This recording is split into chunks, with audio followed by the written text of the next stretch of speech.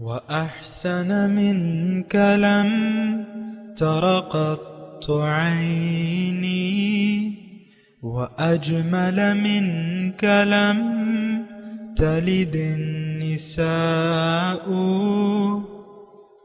خلقت مبرأ من كل عيب خلقت مبرأ من كل عيب كأنك قد خلقت كما تشاء كتاب أنزلناه إليك مبارك ليدبروا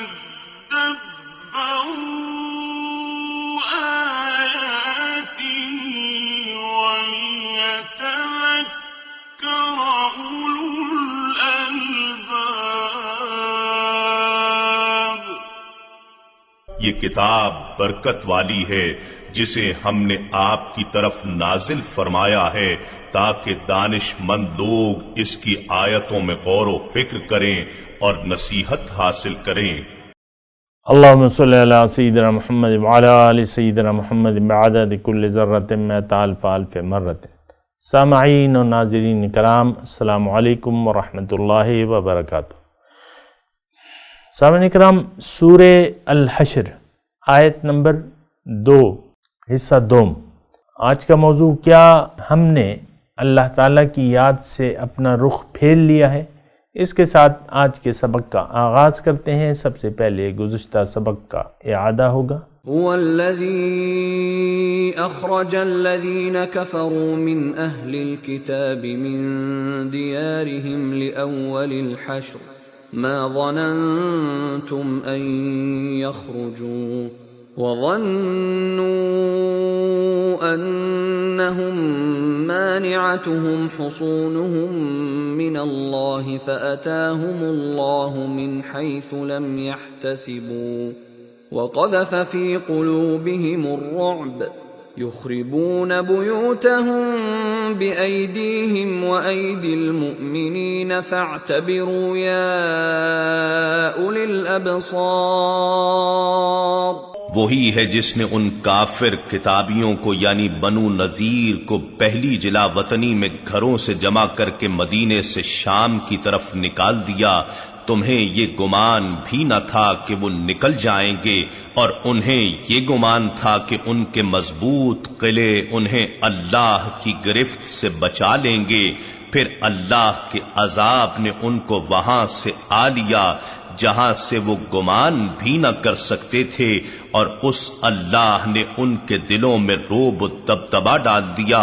وہ اپنے گھروں کو اپنے ہاتھوں اور اہل ایمان کے ہاتھوں ویران کر رہے تھے۔ بس اے دیدائے بینا والو، اس سے عبرت حاصل کرو۔ سامعین کرام، سورہ الحشر آیت نمبر 2۔ والذی، اللہ تعالیٰ وہ ذات ہے، اخرج الذین کفروا، جس نے نکالا کافروں کو جو اہل کتاب میں سے تھے، من دیارہم، ان کے گھروں سے، لأول الحشر، پہلے ہی حملے میں۔ ما ظننتم، تمہارا خیال نہیں تھا، ان یخرجوا، کہ وہ تمہارا خیال نہیں تھا کہ وہ نکل جائیں گے اپنے گھروں سے، یعنی اپنا وطن چھوڑ دیں گے۔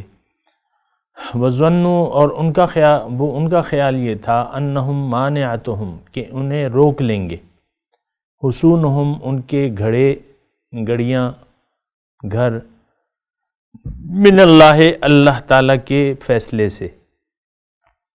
فآتاہم اللہ من حیث لم یحتسبوا، پس اللہ تعالیٰ نے ان کو وہاں سے آن لیا جہاں سے ان کو گمان بھی نہیں تھا۔ وقذف فی قلوبہم الرعب، اور ان کے دلوں میں دہشت ڈال دی۔ یخربون بیوتہم بایدیہم، خود اپنے ہاتھوں سے اپنے گھروں کو اجاڑنے لگے، وایدی المؤمنین، اور مسلمان مومنوں کے ہاتھوں سے بھی۔ فاعتبروا یا اولی الابصار، اے بصیرت کی آنکھیں رکھنے والو، عبرت پکڑو۔ سامعین کرام، اہم بات ہے اور اس میں کافی نقطے ہیں، پوشیدہ نقطے ہیں۔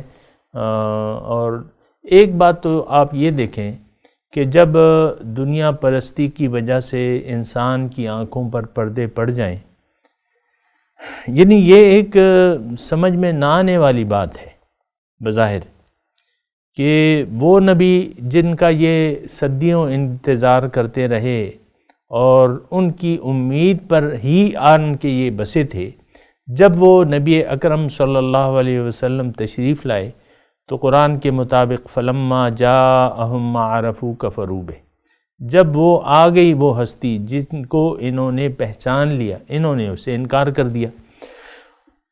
اور میں آپ کو یہ کہہ رہا ہوں، تھوڑا سا آپ یہ سمجھنے کی کوشش کریں، میں آپ کو کہہ رہا ہوں بہن یہی حال آج ہے ہمارا۔ دیکھیں اللہ تعالیٰ کی نشانیاں واضح ہیں، اللہ کا قرآن بھی موجود ہے، اس کو بھی ہم مانتے ہیں، اللہ کے نبی بھی موجود ہیں،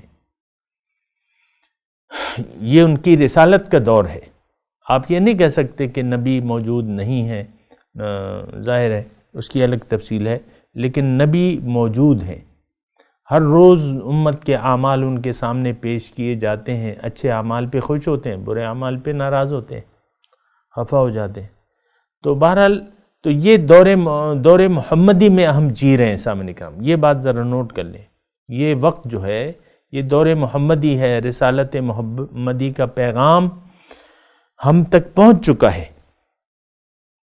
اور پھر ہماری ذمہ داریاں بھی ہیں، لیکن ان ذمہ داریوں کو کیا کرنا کہ ہم خود ہی ہم نے خود ہی حق کو قبول کرنے کے لیے ہم تیار نہیں ہیں۔ اور میں آپ کو وضاحت سے یہ بات کہہ رہا ہوں کہ جو دعوت حضور صلی اللہ علیہ وسلم کی ہے اس کو ہم لوگ تیار یا اس کو قبول کرنے کے لیے ہم تیار نہیں ہیں۔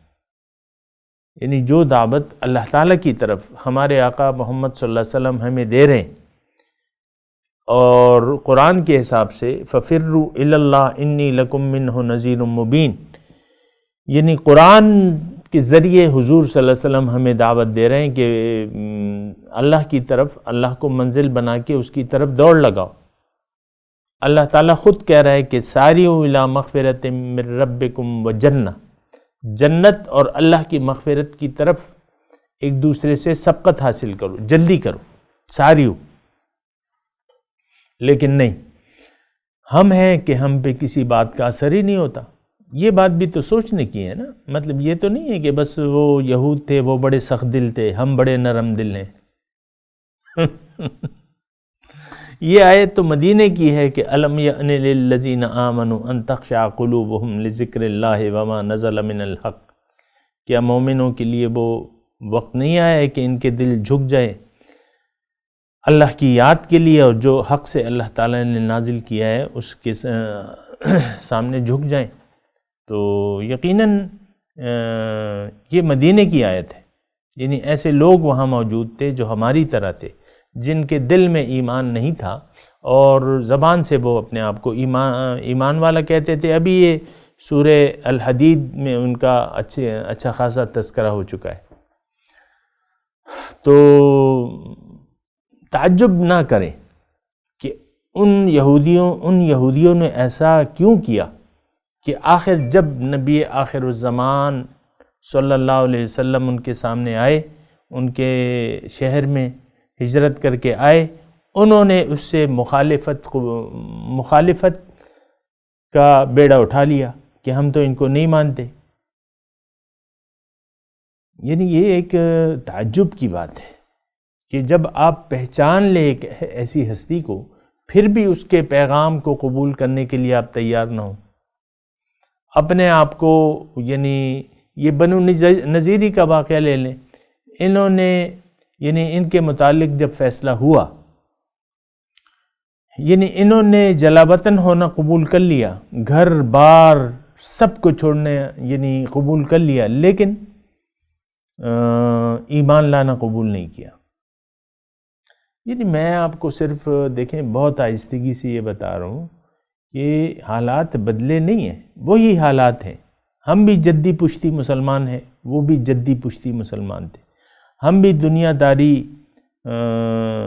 کو ہم نے اپنا نصب العین بنا لیا ہے، دنیاوی کامیابی کو ہم اصل کامیابی سمجھتے ہیں اپنی۔ تو یہ بہت بری بات ہے، ایسا تو نہیں ہے۔ دنیا کی کامیابی کیا چیز ہے، یہ بھی تو آپ کو سوچنا ہے نا۔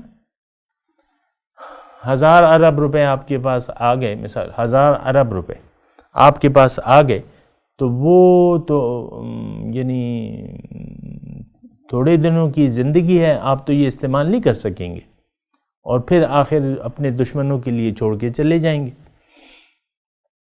تو میں آپ سے یہ عرض کر رہا ہوں کہ بالکل وہی حالات ہیں آج، کہ ہمیں معلوم ہے کہ قرآن اللہ کا کلام ہے، محمد صلی اللہ علیہ وسلم اللہ کے رسول ہیں، دل سے ہمارا یقین ہے، لیکن ان کی دعوت کو قبول کرنے کے لیے ہم تیار نہیں ہیں۔ اور ایسا ایمان تو ابو جہل کا بھی تھا کہ وہ حضور صلی اللہ علیہ وسلم کو مانتے تھے، لیکن ان کی ماننے کے لیے تیار نہیں تھے۔ آج ہم بھی حضور صلی اللہ علیہ وسلم کو مانتے ہیں، لیکن حضور صلی اللہ علیہ وسلم کا اسوہ حسنہ اپنانے کے لیے تیار نہیں ہیں، نہ وہ دعوت قبول کرنے کے لیے تیار ہیں کہ اللہ کو اپنی منزل بنا لو اور اللہ کو اپنا محبوب و مقصود و مطلوب بنا لو۔ اس دعوت کو ماننے کے لیے ہم تیار نہیں ہیں۔ تو بہرحال یہ یعنی ایک بہت افسوس کی بات ہے، اور یہاں کھڑے ہونے کے یعنی یہاں پہ میں رک کے تھوڑا سا یعنی اپنی قوم کا رونا بھی تو روں گا نا۔ رونا یہ ہے کہ کلام مجید کو ہم اللہ کی کتاب سمجھتے ہیں، اس پہ مجھے کوئی شک نہیں۔ پھر حضور صلی اللہ علیہ وسلم کی ذات اقدس کہ یہ اللہ کے پیغمبر ہیں، اس پر بھی ہمیں کوئی شک نہیں ہے۔ اور اس پر شک جو تھا وہ ابو جہل کو بھی نہیں تھا۔ ابو جہل کے الفاظ ہیں، یا محمد انا لا نکذبک ولکن نکذب بما جئت بہ، اے محمد آپ کو تو ہم جھٹلا ہی نہیں سکتے، آپ کو ہم نہیں جھٹلا سکتے، یقیناً آپ اللہ کے پیغمبر ہیں، لیکن ہم وہ دعوت قبول کرنے سے انکاری ہیں جو آپ پیش کر رہے ہیں۔ یہ الفاظ زبان حال سے آج ہمارے بھی ہیں کہ اے محمد آپ جو تعلیم لائیں وہ حق ہے، وہ اللہ کا کلام ہے، آپ کی ذات برحق ہے، لیکن جو دعوت آپ پیش کر رہے ہیں کہ اللہ کو اپنی منزل بنا لو، آخرت کے لیے جیو، تو یہ دعوت ہم قبول کرنے کے لیے تیار نہیں۔ ہمارا مرنا جینا زندگی موت تو دنیا کے لیے ہے، یہ ہم عملی یعنی ایک زبان حال سے یہ کہتے ہیں ہم کہ اے محمد صلی اللہ علیہ وسلم ہمارا جینا مرنا تو دنیا کے لیے ہے، یہ میں، یہ میری بیوی، یہ میرا شوہر، یہ میرے بچے، اور یہ میرا کاروبار، اور یہ میری جائیدادیں، ہم تو اس سے سر منہ ادھر ادھر ہونے کے لیے تیار نہیں ہیں۔ ہم نے تو دنیا کے لیے ہی زندگی گزارنی ہے، اور اصل کامیابی اے محمد صلی اللہ علیہ وسلم دنیا کی کامیابی ہے، آخرت کے ساتھ دیکھا جائے گا۔ وہ تو بڑے تعجب کی بات ہے کہ ہم دوبارہ اٹھائے جائیں گے، یہ تو یعنی ہم زبان سے نہیں کہہ رہے، زبان حال سے ہم کہہ رہے ہیں کہ یا محمد آپ دوبارہ زندہ اٹھنے کا کہہ رہے ہیں، یہ تو بڑی مشکل بات ہے۔ کون آیا ہے مرنے والے، وہ ایک فلمی ڈائلاگ ہے نا، مرنے والوں کے ساتھ مرا نہیں کرتے، اور مرنے والا دوبارہ آتا ہی نہیں ہے۔ وہ کبھی ایسا نہیں ہوا کہ مرنے والا جو ہے تو آپ تو کہہ رہے ہیں کہ مرنے کے بعد دوبارہ زندگی ہوگی، وہاں پھر جنت ہوگی، اور جنت تیار ہے۔ کہاں پہ ہے اس کائنات میں جنت؟ آپ ہمیں بتائیں، جہاں جنت کہاں ہے، دوزخ کہاں ہے؟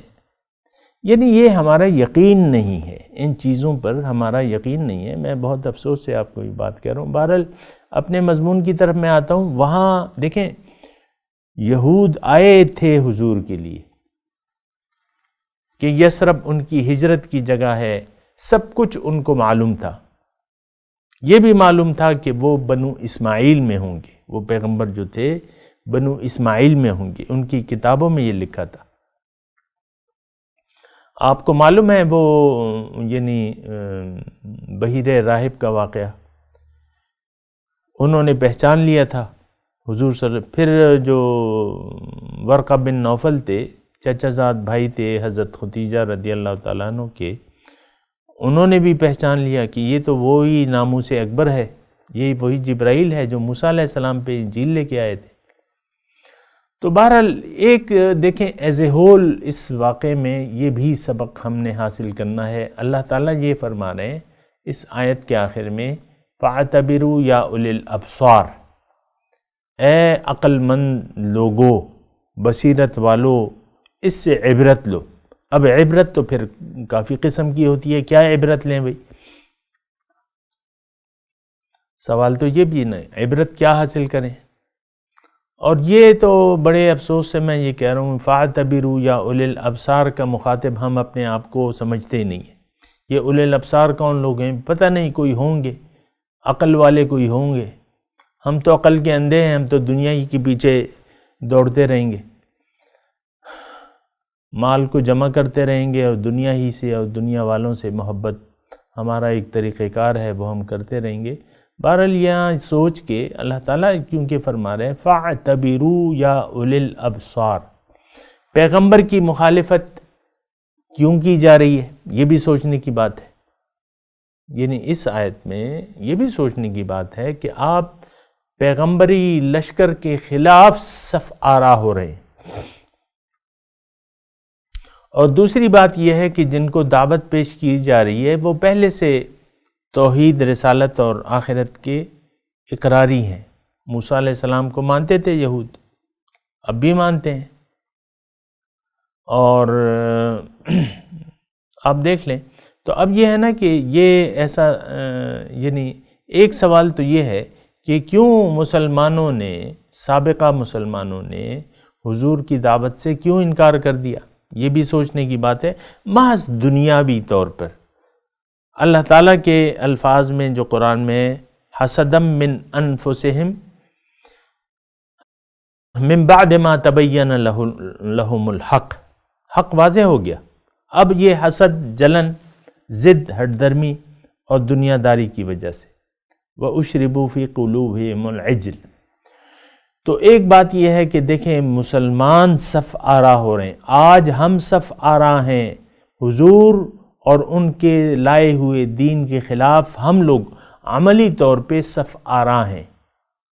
آپ کو میں اکثر ایک جملہ کہتا ہوں نا کہ ہماری ذات جو ہے وہ سب سے بڑی رکاوٹ ہے اللہ کے راستے میں، ہماری اپنی ذات، ہم خود اپنی کامیابی کے راستے میں بہت بڑی رکاوٹ بنے ہوئے، ہماری اپنی ظاہری ہستی جو ہے، آپ کا جو خیال ہے، آپ کی جو سوچ ہے، آپ کا جو انداز فکر ہے، وہ سب سے بڑی رکاوٹ ہے حق کو قبول کرنے کے لیے۔ آج میں آپ کو یہ کہہ رہا ہوں کہ ہم یعنی ظاہری طور پہ، یعنی حقیقی طور پہ اسلام، اللہ تعالیٰ کی جو دعوت ہے یا حضور صلی اللہ علیہ وسلم کی دعوت جو ہے، اس کے سامنے ہم صف آرا ہیں کہ نہیں، ہم نہیں مانتے، ہم نے مقابلہ کرنا ہے۔ اور یہ بڑی گہری اور بڑی دکھ بھری داستان ہے اگر میں اس کو چھیڑوں، لیکن بات یہ ہے کہ آپ کو سمجھ لینا ہوگا۔ آج کا میڈیا پہ بات کر لیتے ہیں۔ آج کا میڈیا پکار کے کہہ رہا ہے کہ ہمیں قرآن کے اصول و ضوابط نہیں چاہیے، حضور صلی اللہ علیہ وسلم کے ہدایات سے ہمیں کیا لینا دینا۔ یہاں بھی آئے گا ما آتاکم الرسول فخذوہ وما نہاکم عنہ فانتہوا، یہ بھی آئیں گے۔ ہمارا میڈیا کیا ہے؟ یہ ہم ہیں۔ میڈیا کیا پیش کرتا ہے؟ جو ہم چاہتے ہیں۔ ساری بے مقصدیت آپ دیکھ لیں، دو چار لوگ بیٹھ کے اور عقلی طور پہ فلاسفر اور دانشور اور تجزیہ کار بیٹھ کے جو ہے بس دنیا کے بارے میں بات کرتے رہتے ہیں، اور وہ بڑے شوق سے آپ سنتے ہیں۔ تو آپ دیکھیں کہ کیا ہو رہا ہے۔ تو میں یہ کہہ رہا ہوں کہ آج ہم من حیث القوم جو ہیں وہ اللہ تعالیٰ کا مقصد پیدائش جو ہے اس کے خلاف ہم صف آرا ہیں، اور جو حضور صلی اللہ علیہ وسلم کی دعوت ہے اس کے خلاف ہم نے ایک جتھا بنا لیا ہے۔ آج حق کی آواز جب اٹھے گی حقیقی طور پہ تو لوگ اسے دبائیں گے۔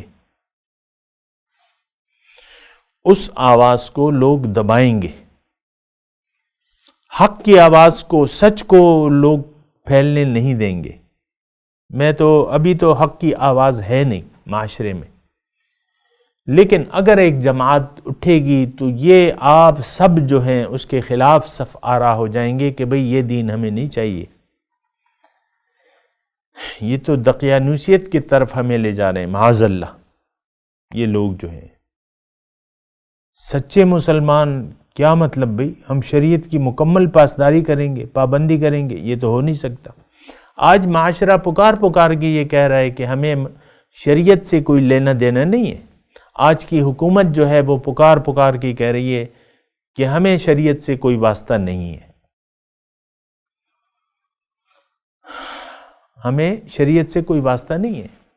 آپ کو میں بتاتا ہوں، یہ سود کے خلاف حکومت نے اپیل کی ہوئی ہے کہ بھئی یہ سود جو ہے ابھی جاری رہنا چاہیے، اور نہ صرف سودی بلکہ یہ حکومت جو معاشرے میں برہنگی بے مقصدیت پھیل رہی ہے، اور حکومت کی طرف سے اس پہ کوئی روک ٹوک تو نہیں ہے، جتنی چاہے فوج، یعنی جو میں نے تو فوج کا نام لے لیا، عام طور پہ تو لوگ نہیں لیتے، لیکن یہ ہے کہ جو طاقت ہے وہ اسلام پسندی کے خلاف ہے خود۔ مطلب دیکھیں یہ فوج کیا ہے، یہ عدلیہ کیا ہے، یہ انتظامیہ کیا ہے، یہ مقننہ کیا ہے، یہ ہم سب خود ہیں۔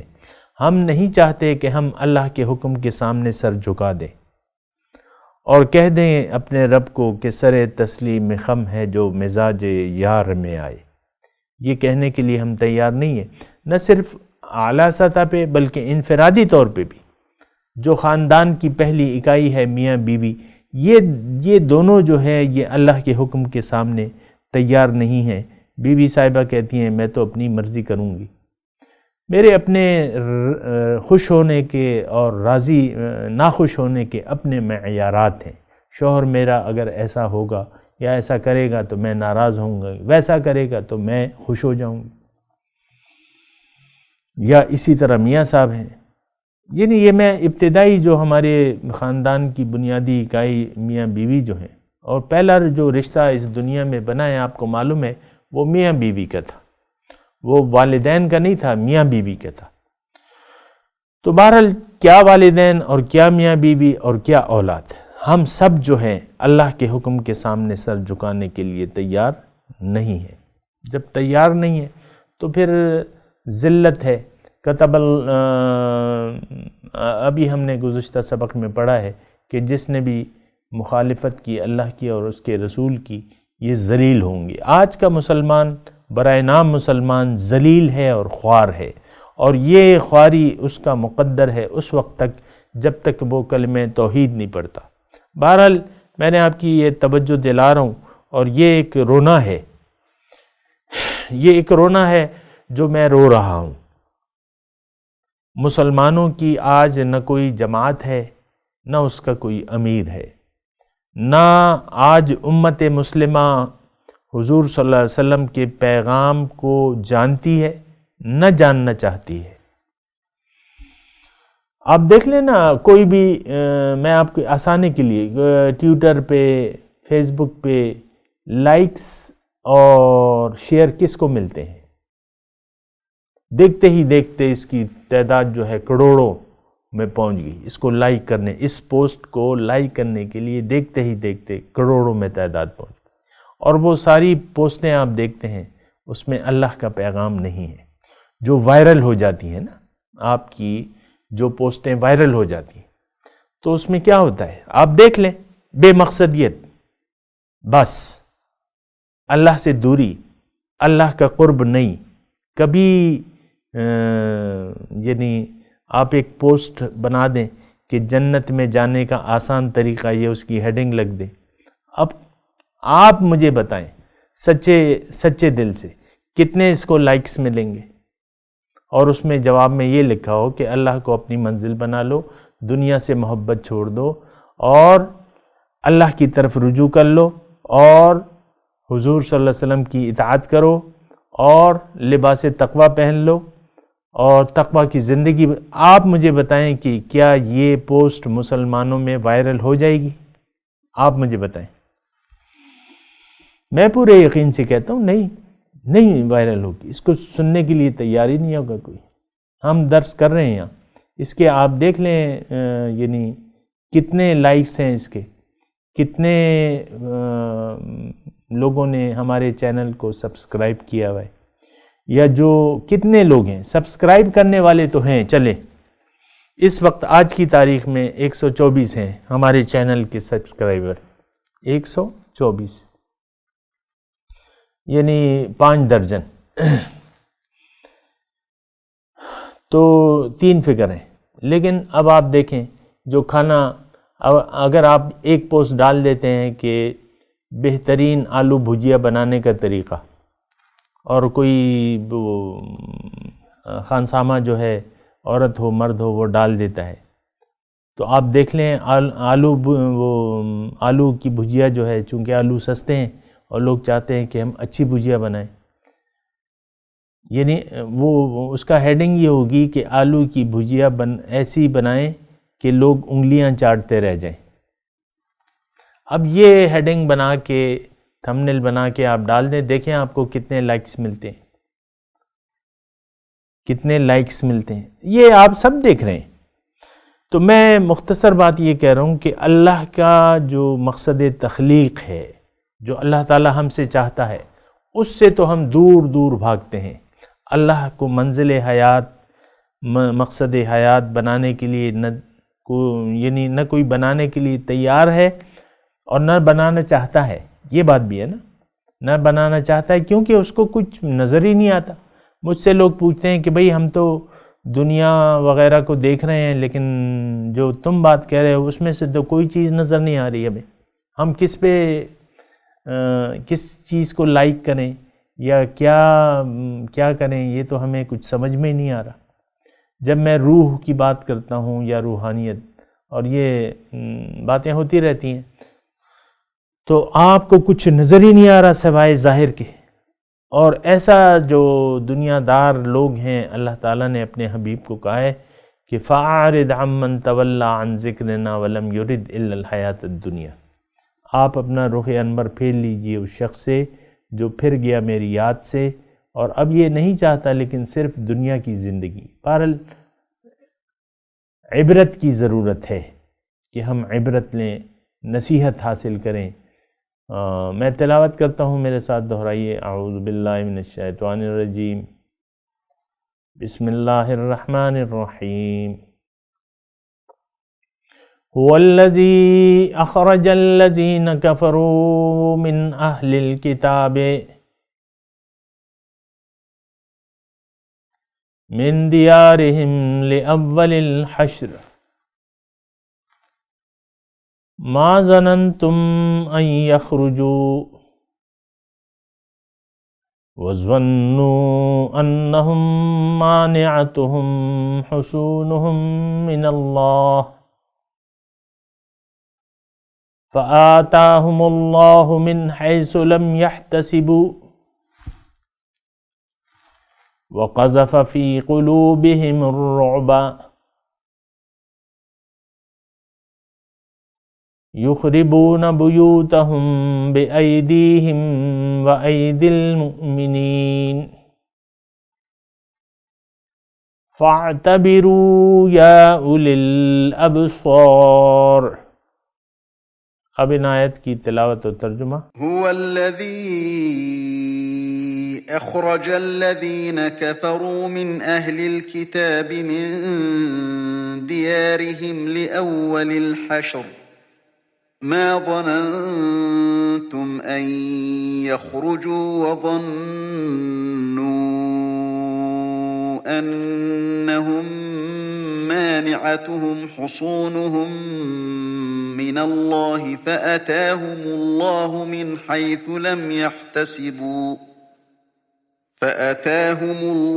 من حيث لم يحتسبوا وقذف في قلوبهم الرعب يخربون بيوتهم بأيديهم وأيدي المؤمنين فاعتبروا يا أولي الأبصار. It is he who evicted those who disbelieved among the people of the book from their homes at the first mobilization. You did not think they would leave, and they thought their fortresses would protect them from God. But God came at them from where they never expected, and threw terror into their hearts. They wrecked their homes with their own hands, and by the hands of the believers. Therefore take a lesson, O you who have insight. اس کے ساتھ ہی آج کے درس کا وقت اختتام کو پہنچا. انشاءاللہ اگلے درس میں ملاقات ہوگی. وآخر دعوانا ان الحمدللہ رب العالمین. والسلام علیکم ورحمۃ اللہ وبرکاتہ.